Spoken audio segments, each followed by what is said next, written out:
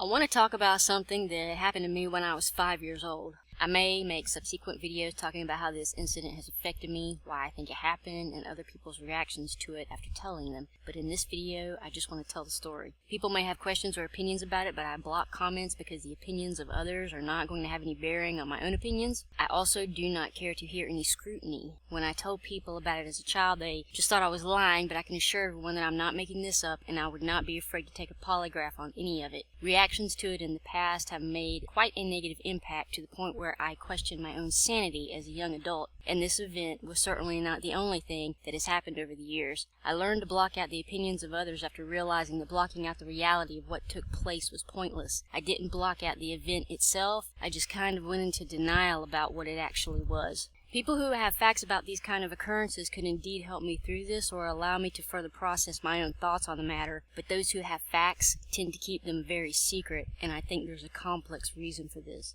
No one who may be qualified and in the know on such matters has ever lifted a finger to help me sort any of this out. They have only tried to steer my opinions and tell me things that I know are not true, because I have indeed run into people on the internet who knew a whole lot more about my life than they should, without me ever saying a word to them about it. I have also had some very strange and very inappropriate run-ins with people that just pop up in unexpected places. I'm pretty sure, due to things that have happened, that contactees wind up on some kind of list and are investigated, even as children, as part of the government's ongoing investigation into ETs. I do not believe ETs are in league with the U.S. government, and I have many reasons for thinking this. I may go into more details about that later, but for this video I want to cut right to the chase and try not to make it too long because all of this is going to take a lot of explaining. I lived in West Virginia 35 years ago way out on an inactive farm. We had a couple of horses and dogs, but no crops or anything like that. Only 2 families lived there. In the big farmhouse were my aunt, uncle, and their daughter. Me, my 2 sisters, and my parents lived in a single wide that was also on the farm.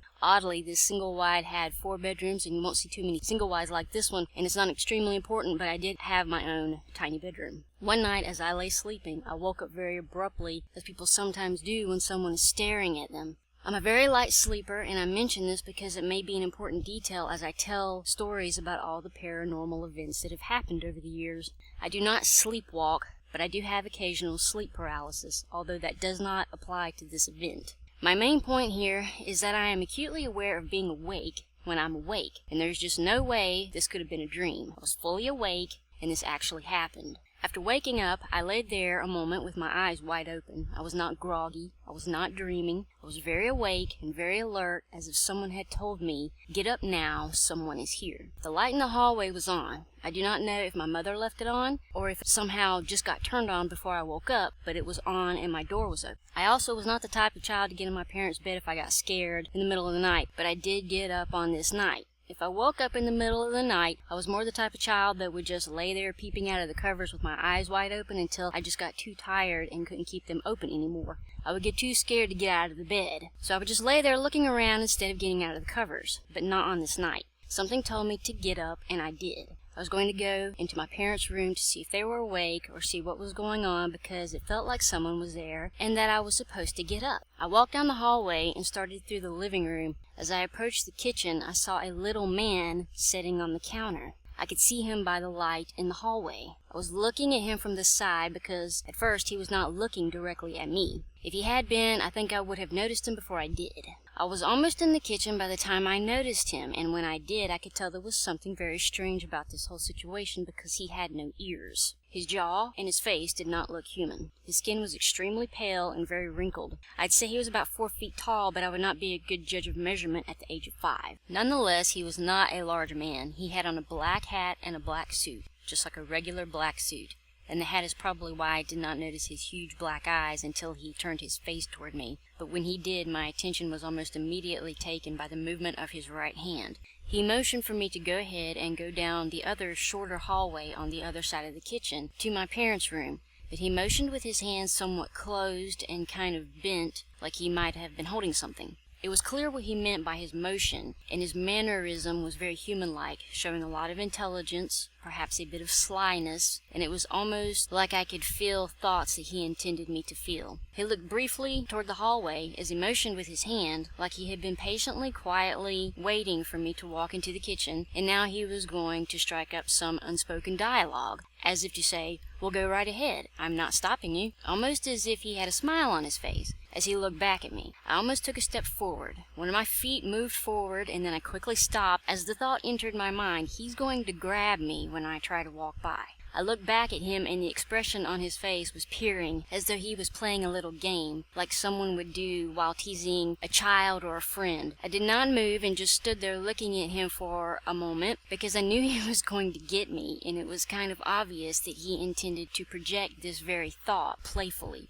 I was about to open my mouth to holler for my mother, but I could not make the sound come out. He knew exactly what I was about to do. I don't know if he was somehow stopping me from screaming, or if I was just too scared to scream, which is very possible. In the very next moment, I saw a bright flash of light. This flash of light scared me so bad that it felt as though my insides had just dropped to the floor, and in that moment I thought, okay, I'm done. He's going to get me, this is it. I was brightness blinded for a moment, and when the flash occurred, I saw it reflect off his pupils, which were huge, like big quarters or $half. They were big and round and a pale color, maybe gray, maybe bluish gray. They were a light, cool color, but I don't recall being able to see his pupils until the flash of light. Until that moment, his eyes were very dark. Despite thinking that I had been gotten, right afterwards I found myself just standing there as I had before, and he was still sitting on the counter. For all I know, he may have just taken my picture, and the whole situation was so startling to me that everything was just amplified. But when I saw that flash of light, it was like it went right through me, like I had been zapped.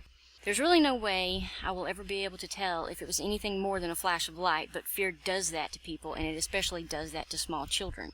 I have just carefully tried to put all things like that into perspective as I have sat and thought about all the things I have seen, because I do not want to write something into the event that did not happen, and I do not want to jump to conclusions. It may have just been adrenaline, but the flash scared me so bad that I'm surprised I did not faint. Once I realized I was still alive and I could see clearly again after the spots in my eyes went away, and I saw that he had not grabbed me, he kind of looked away and down, and the thought entered my mind, well, I should go back to bed. And that is exactly what I did. I'm still kind of surprised that I was able to turn around, walk back to my room, and go back to sleep. That is something I have wondered about. Granted, children are not real smart when it comes to certain things, but I left this situation with him still sitting on my mother's kitchen counter, and without telling anyone, or perhaps feeling like I was able to tell anyone, went right back to bed. I do not remember how long it took me to go to sleep, but I should have been asleep at that hour, and it seemed as though I was beginning to feel tired after having been woken up in the middle of the night and startled. I do not recall laying there thinking, who was that man in the kitchen? I only remember heading back to my room to go back to sleep. It was the next day or two that I remembered the event while sitting at the kitchen table with one of my sisters eating a snack. I will discuss that in another video, and this story will come up again as I talk about other things that have happened. I believe this event is tied into things that are happening in the world right now. I also see many people online making all kinds of videos about it. Most of them I do not feel are genuine, and would challenge anyone to a polygraph if I were in the position to do so, because I feel that this is important, and I feel that there's a huge disinfo campaign going on that is only complicating matters and obscuring the facts. I also want to mention that growing up, I look back and recall a disinfo campaign that started in the early 80s, shortly after this event took place. There were all kinds of books and movies coming out, and of course everyone knows how Reagan felt about ETs, and this alleged threat was being exploited in order to make space weapons. This is another part of the reason why I feel that I could not properly face this memory as a child until I was forced to as an adult. All the things I was seeing on TV terrified me, and I couldn't allow myself to think about the memory in terms of this being a gray, because it was too frightening and I would just shut it down. Instead, I used to call him the little monkey man, because his small wrinkly face reminded me of some kind of white New World monkey. I don't know what kind or anything. His behavior was certainly not that of an animal. He looked nothing like a chimp or ape. The picture I did is pretty close, in my opinion. I will close on the final note that I believe this individual was on a wanted list that started around the time of this event. I will explain this all later. After decades of strange events, all this started coming full circle in my late 30s. I'm 40 now, and I have observed many things that I think are connected to this. The most dishonest and negative aspects have come from humans who seem to be aware that something is going on. And not only do they seem to have a certain opinion about ETs, but they also seem to treat contactees like aliens themselves. And there's nothing nice or helpful about it. But then again, I'm talking about a government that will not hesitate to kill anyone that does not serve their agenda. For anyone who wants to preach about ETs, preach to the government who is killing people. Because they are the ones that start wars all over the world, and any demonic activity that is going on in this world is easily connected to the horrific ways that people are being unjustly killed. Anyone with any sense ought to be able to figure out that angry spirits who cannot rest or find peace are tied to the evil that men in this world do. There may indeed be negative ETs, but only a truly gullible and naive person would judge them all as demonic without judging the entire human race as demonic.